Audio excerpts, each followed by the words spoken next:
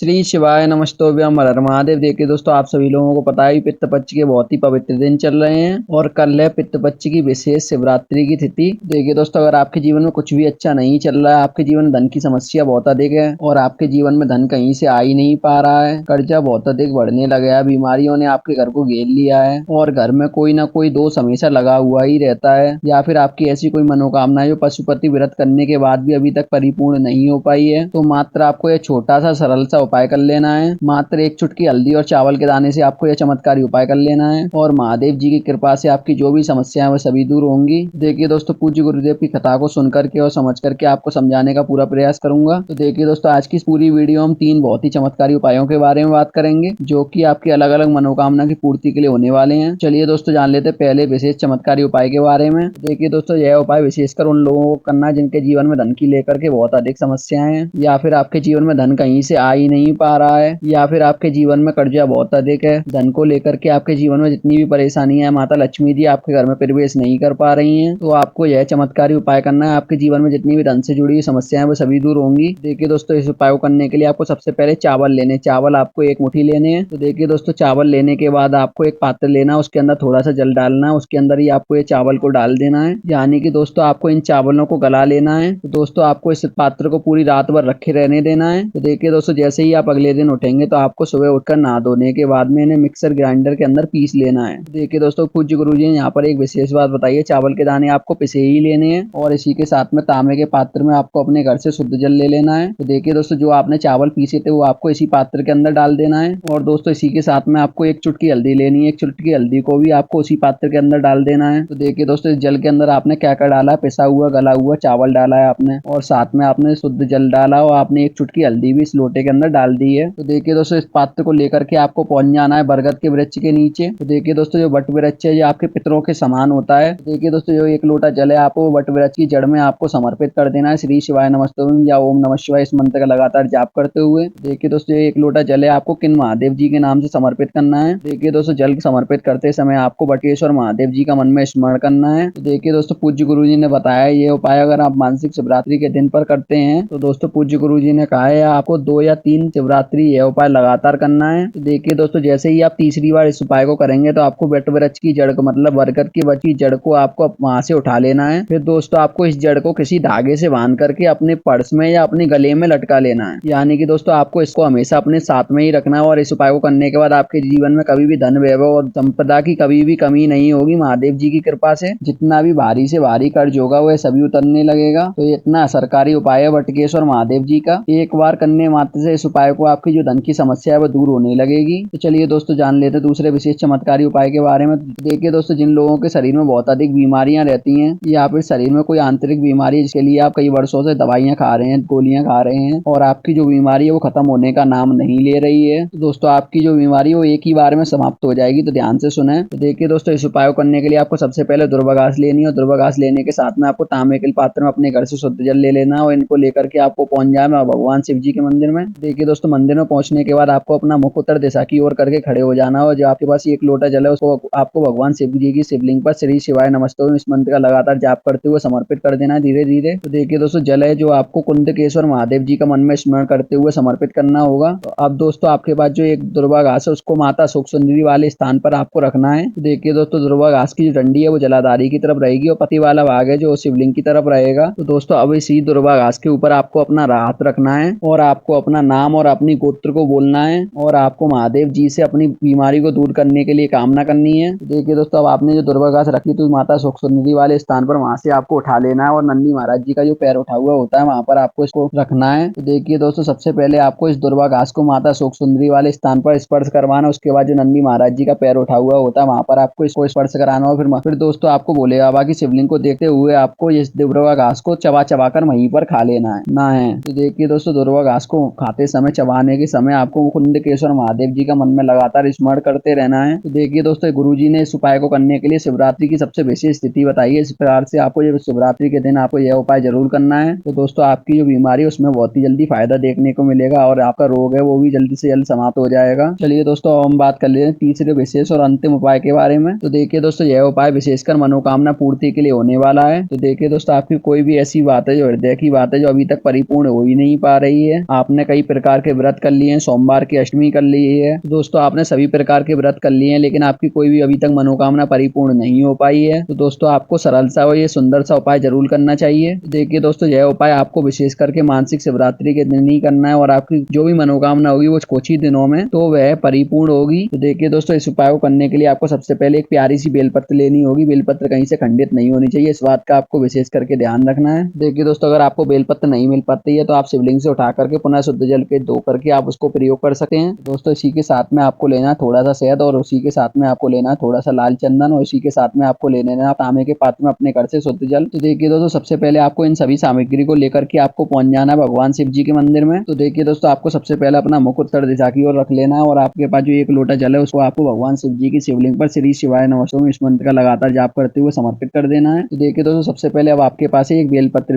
की जो 3 पत्तियां होती है, जो सबसे बड़ी वाली जो ऊपर वाली पत्ती होती है, तो बेलपत्र की जो चिकनी साइड होती है उसकी जो बड़ी वाली पत्ती होती है उस पे आपने को लगाना है शहद और नीचे वाली 2 पत्तियां होती है उन पे आपको लगाना है लाल चंदन। तो देखिए दोस्तों, ऊपर वाली जो पत्ती है उस पे आपको शहद का लेपन कर देना और नीचे वाली दोनों पत्तियों पर आपको एक एक बिंदी लगा देनी है चंदन की। जो आप अपने साथ लाल चंदन लेकर के आते हैं उसकी दोनों पत्तियों पे एक एक बिंदी लगा देनी है, जैसा आपकी वीडियो में दिखाया जा रहा है। तो इसी प्रकार से आपको बेलपत्र को तैयार कर लेना है। तो दोस्तों, बेलपत्र तैयार करने के बाद जहाँ पर इसकी तीनों पत्तियां जोड़ने का जो डंडी स्थान होता है उस जगह से आपको इसको पकड़ करके शिवलिंग के ऊपर समर्पित कर देना है। तो देखिए दोस्तों, बेलपत्र को किस प्रकार से समर्पित करना है, जो चिकनी साइड होगी बेलपत्र की वो शिवलिंग से स्पर्श होनी चाहिए और इसकी जो डंडी है वो आपको जलाधारी की तरफ रखनी है। इस प्रकार से आपको ये बेलपत्र को समर्पित कर देना है। तो देखिए दोस्तों, बेलपत्र समर्पित करने के बाद इसी बेलपत्र के ऊपर आपको अपना सीधा हाथ रखना है और आपकी जो भी हृदय की बात है, जो भी आपकी विशेष मनोकामना है, तो उसे आपको महादेव जी के सामने बोल देना अपना नाम और गोत्र बोलते हुए। तो दोस्तों, मात्र इतना सा उपाय करना और आपकी जो भी विशेष से बड़ी मनोकामना होगी वो 2 या 3 महीने के अंदर महादेव जी की कृपा से जरूर परिपूर्ण हो जाएगी। तो दोस्तों, इस प्रकार से आपको ये तीनों चमत्कारी उपाय जरूर करने चाहिए जो विशेषकर मनोकामना पूर्ति के लिए और धन प्राप्ति के लिए और रोग मुक्ति के लिए होने वाले हैं। तीनों ही उपाय आपके जीवन में हमेशा किसी भी बात की कमी नहीं रहेगी। अगर आप इन तीनों ही उपायों को कर लेते हैं तो दोस्तों, इस प्रकार से आपको ये तीनों ही चमत्कारी उपाय जरूर करने चाहिए और आप देखेंगे आपके जीवन में कभी भी किसी भी बात की कमी नहीं रहेगी। धन दान के आपके घर में भंडार बढ़ जाएंगे। माता लक्ष्मी जी की ऐसी कृपा होगी आपके घर में कभी भी किसी भी बात की कमी नहीं रहेगी। तो दोस्तों, ये तीनों उपायों को आपको जरूर करना चाहिए। विशेषकर पहला उपाय धन प्राप्ति के लिए होगा जो आपने किया है उससे आपके जीवन में कभी भी किसी भी बात की कमी नहीं रहेगी। धन को लेकर के कोई भी समस्या नहीं आएगी अगर आप पहला उपाय करते हैं। तो दूसरा उपाय विशेषकर आपके लिए रोग मुक्ति के लिए होने वाला है। अगर आप दूसरा उपाय करते हैं तो आपके घर में भी कोई भी व्यक्ति कभी भी बीमार नहीं पड़ेगा। तो इस प्रकार से आपको ये दूसरा उपाय जरूर कर लेना है। और दोस्तों, तीसरा उपाय विशेषकर मनोकामना पूर्ति के लिए है। तो ये उपाय आपने विशेषकर मनोकामना पूर्ति के लिए किया है तो ये उपाय आप एक बार करेंगे तो आपकी कितनी से